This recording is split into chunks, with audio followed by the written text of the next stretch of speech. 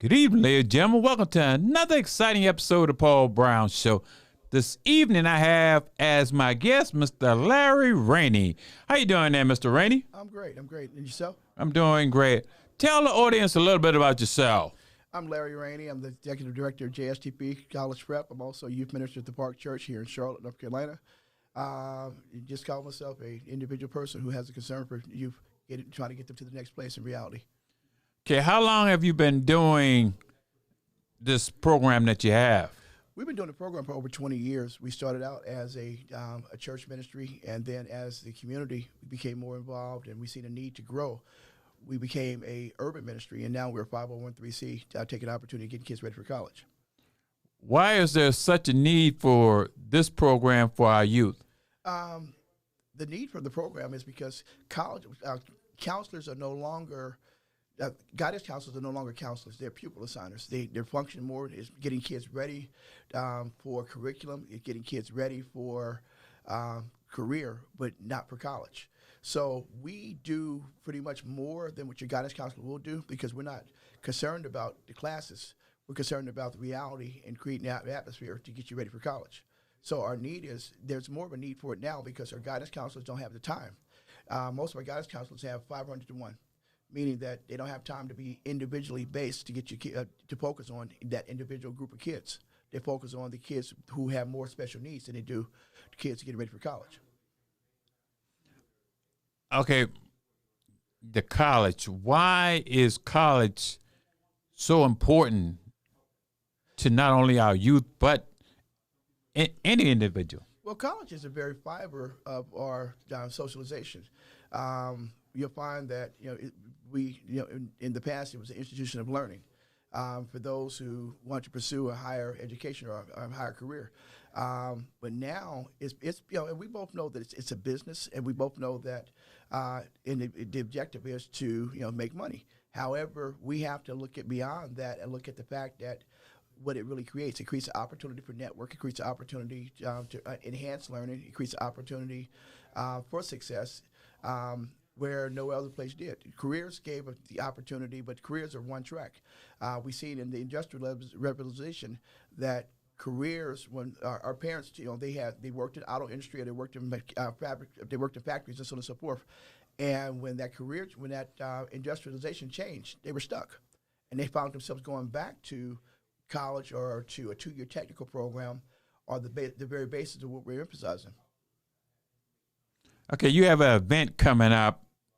Tell the audience about the event, where, the location, time, and exactly what's the purpose of the event.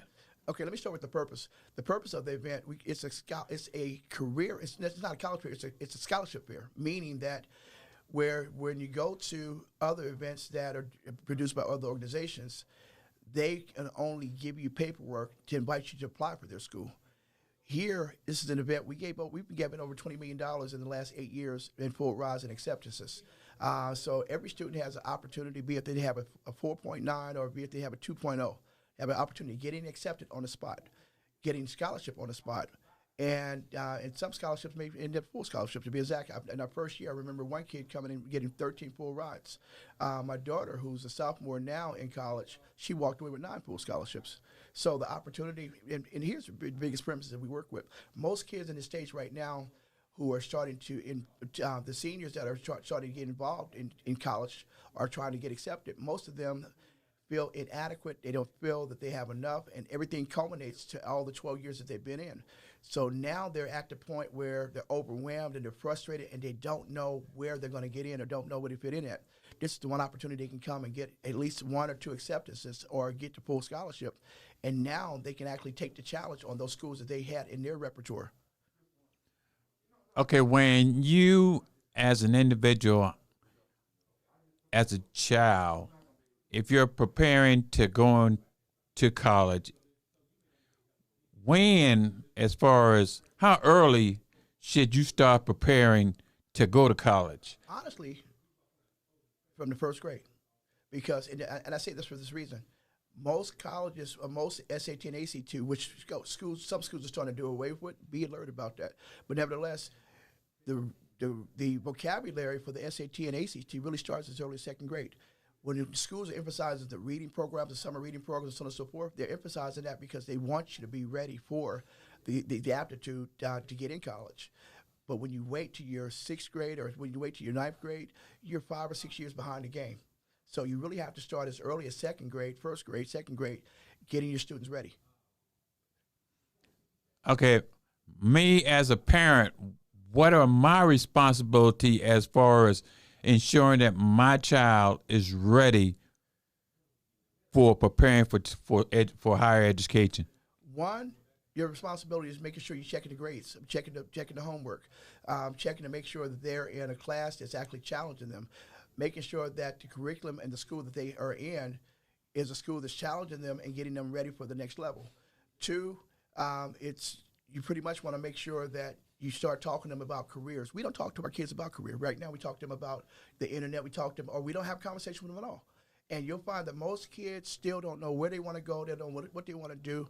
So you really have to start, challenging them on careers. When you see something on TV, or you see an interest, or you see that passion that they have, you want to engage in that. Hey, I noticed that you like science, or I see you loving planes, or I see you're loving video games. Hey, did you realize that that let's get you involved in computer camps as early as fifth grade. Let's get you involved in some of the programs that are not sports related as early as sixth grade, such that they can start formulating the fact that, hey, I love basketball, but beyond basketball there's another life, and you have to start teaching that beyond sports there's another life. However, beyond education there is no life. I know a lot of parents try to tell their children to join the military, but in a lot of schools they have ROTC programs that prepare your child for that military, and it also gives them a higher rank. It does. However, you got to remember, I tell my kids, let's look at the officer track, because for this reason, I'm an African American, and I know that having the military experience, I went to the military first before I went to college, because I knew that I had college potential, but no one was talking to me about college. I get to the military and I'm doing the same routine every day. I had to learn to play football in order to get out of the military, because while I was there doing the same routine every day it was in an atmosphere that I was not familiar with. I learned to do more socialization and more recreation in a bad way. So I tell kids all the time, if you're going to go as an officer, because as an officer, at least you have, one, you have leadership. Two, your pay is advanced. Three, you have the opportunity to grow more. And as a result, when you come out, even if the career that you had in the military was combat related, you still have an opportunity to do more, because now you have leadership potential, you have a college degree behind you, and as a result, you can do more. However, as an enlisted, you come in, you go out. When you get out, more than likely that skill that you have does not transition to the regular life. So you want to make sure that if I go in as a military, that I get schooling while I'm in there. The GI Bill that they have right now is better than the GI Bill we had in the 70s. However, that GI Bill is about to expire. So those kids who may get the opportunity to go into college will not get to go to college in the future. So if you go in as enlisted, you're only as good as the environment you're around, and most of the environment you're around is those who did less than you did, or came up in a less life than you did. So as a result of it, you're going to be the person that is always singled out, because the law of average says that when you're a 10 and everyone else is a 5, you become a 2. So you want to make sure that you get into an environment where it's going to challenge you. But also, when we look at our education, the fact that you put so much education into that child, why the military? Because the military only gives you and don't get me wrong, I believe in serving my country. However, again, we can do more as officers than we can as enlisted. And let me digress for a minute. The military academies, you'll find that every last one of them have the opportunity where they teach them both education and military strategy in their institutions. However, in that junior year, they make them take out a loan for $50,000, and then in that senior year, they show them how to invest and they give them a year in advance. So what does that do? Every kid who goes to military academy, they come out ready for life, and they come out successful for the rest of their life, because if I take $50,000 and invest it for 20 years, I'm set. Why is it important that you learn things like that, like investing, and these are things that I guess you learn in school? You learn them in school, and you have schools that are doing a better job in teaching things that we got in college. However, the advancement and the application of it is more important because again, we as African Americans or Brown Americans, our distribution of wealth is not as great as other folks. So we have to be able to teach those skills because again, if we don't teach those skills, we will always be chasing ourselves and we'll always be less than or finding ourselves in positions that we're not the borrowers, we're not the lenders, we're the borrowers. So we have to be able to teach those skills such that we become the lenders opposed to the borrowers, that we become that our generation becomes more successful and we have more wealth to be able to get back to our next generation. At what point do we as students have to start becoming more focused, especially if you're trying to get into these schools, start to staying away from the negative friends and start becoming more focused? As a freshman, and there's four fundamentals that we create in that high school year. As a freshman, you exist. As a sophomore, to parents, as a sophomore, you're excited. To juniors, you inform. Seniors, you make decisions. So you can take the average kid who feels like they fit into the crowd, who's not going anywhere.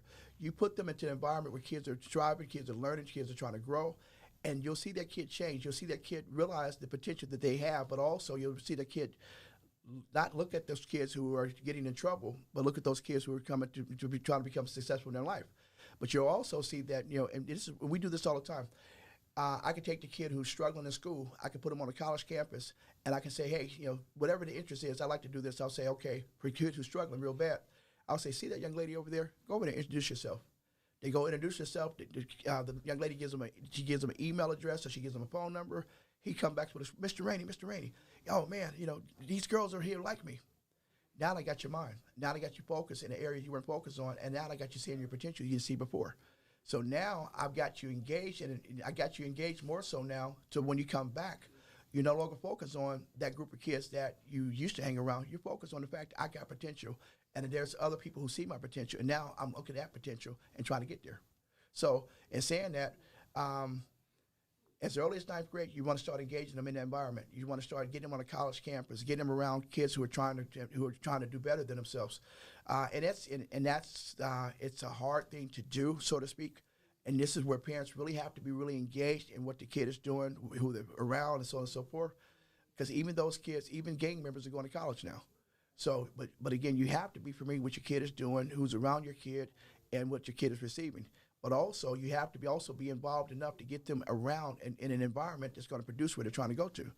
And by way of career, by way of kids who have been in college that by way of just going on the college campus with your son or daughter, getting them around the campus, getting them to see the environment. If parents, if you have never been to college, it's an opportunity for you to also get a chance to see where your kid is going to go, what they're going to do, and the environment they're going to live in. So it's a great opportunity for you also to take a field trip, to get on a college campus and get familiar with the reality that college is able to do, and as well as get your kid ready.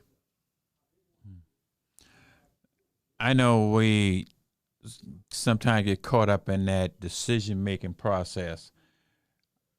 Why is it so important that we let our children know that it only takes one bad decision to ruin their life forever? Wow, that's a good question.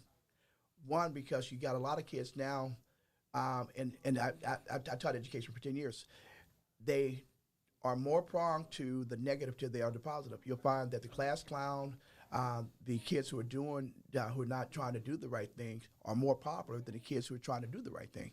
So you'll find that that colleges do profile. They profile you from beginning of high school to the point you get there. They're looking at your socialization. They're looking at when you do a personal statement. That personal statement is reflecting a whole lot of information that you really don't realize. It's reflecting who you are, where you came from, or where you're trying to go.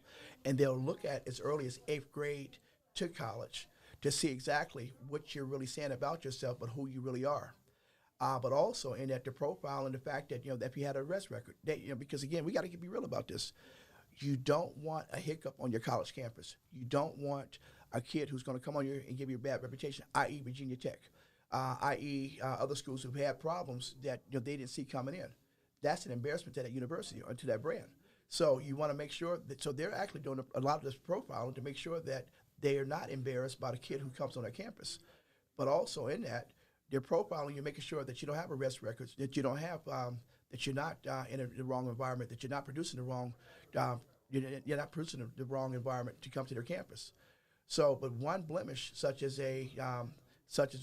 being in the wrong crowd and being with the wrong people, or one blemish in your high school transcript that you got in trouble at school, all those things stick out because again, you have that.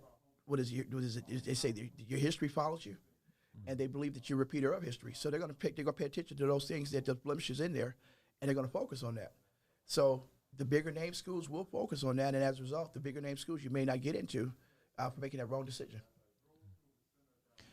Now, what about that young lady who has a child at an early age and feels like she won't make it in college, so she don't even want to try?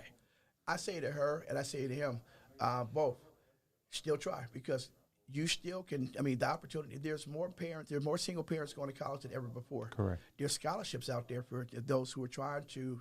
Who, again, we all fall short every day, and we don't. But that mistake that we make, we should let that mistake be our dime bed.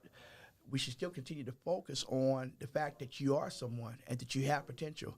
And that mistake that you made by having, I want to say mistake, that that situation you had in becoming a mom or becoming a dad should not be the place where you die on. It should be the place where you learn and grow from, and as a result of learning and grow from, you see your opportunity for advancement, but also you see the opportunity to have more and do more for that child because now that you got that child, the responsibility and everything else that goes with it comes with that.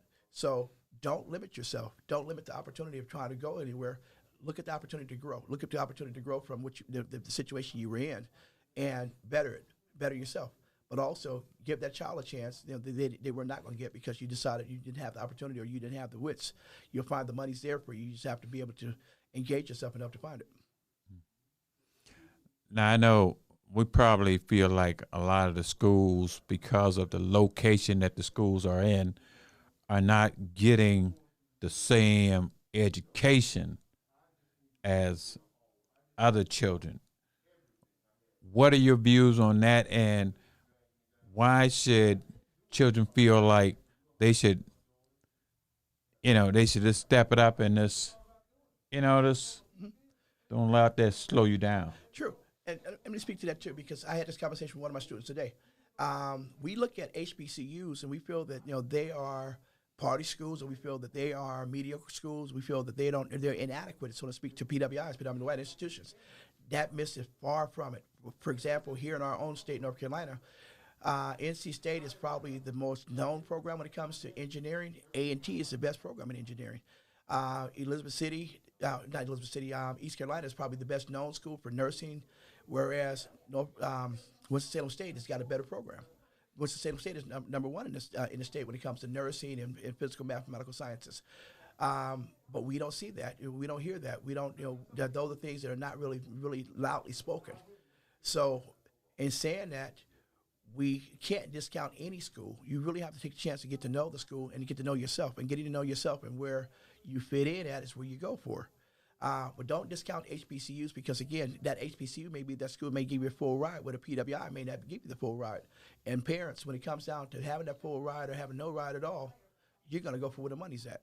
And here's another example. My daughter, who was a very strong student, when we first started the college process, I had taken her on several college trips and got her ready. But she was, Dad, I don't know if I want to apply for HBCU. And my goal was, no, you're going to have at least 2 HBCUs in your profile when you apply for college. So in her search, she has some very strong schools. She has some very strong Ivy League schools that she was interested in. I allowed her to apply for those. And the school that she was not really looking at, we've had a very strong relationship with Hampton University. They come to Charlotte every year to do on-site admissions. The admission director and I know each other very well. So on the day that she came to town, my daughter was on her way to Minnesota to visit another school. And so I told her, I said, hey, I'm going to miss you this year. Nevertheless, understand that this is going to be an opportunity for us to still do the program. However, we're not going to be here. I said, but my daughter, I would love for you to talk to her. She says, what is the grade point average? And I told her. And she says, what's the SAT? And I told her. She says, hey, give me her email address. So my daughter called me back about a half an hour later. She says, Dad, who's Dean Boyd? I said, she's at Hampton. She says, Dad, she sent me an opportunity to come to Hampton. I wasn't looking at Hampton. I said, I know. So we go to Hampton, and we're there for a 3-day weekend. And they blow her away with showing her where she fits in at. They blew her away with creating an environment that was ready for her. And then they offered her a full scholarship with room and board. Now, keep in mind, she had other scholarships available. However, they made her feel so overwhelmed. They made her feel so comfortable in who she was. And they made her feel so much, and she could see herself in that environment. So, and it went from not at all to, being the top 5 of her list. And then as she started applying for other schools, as she started to see the reality that some schools were doing, for example, one school, even though she had, her composite was stronger than what they needed, but they only wanted to give the engineering kids a full scholarship. And because she wanted to be a criminal justice school, criminal justice major, they didn't want to give her a full scholarship. So when she began to weigh her strength out, she says, Dad, I want to go to this school opposed to those schools. Where, again, that school was never in her radar. However, it became a reality for her. And now, when we talk probably about every third day or so. She's happy she can be. This is her first year on campus because last year was COVID. So she wasn't allowed to go on campus. But she's in an environment where every time I talk to her, there's kids around her. Every time I talk to her, she's, well, Dad, I can only talk to you for so much time because I got to go. She's getting challenged. She tells me how the curriculum is and how, it is challenging, but also it's rewarding to a point when she gets out of there, she's going to have not only she have the experience of HBCU, which she's now happy to do, but she also has the experience to take it to another level, and she's going to go to another level.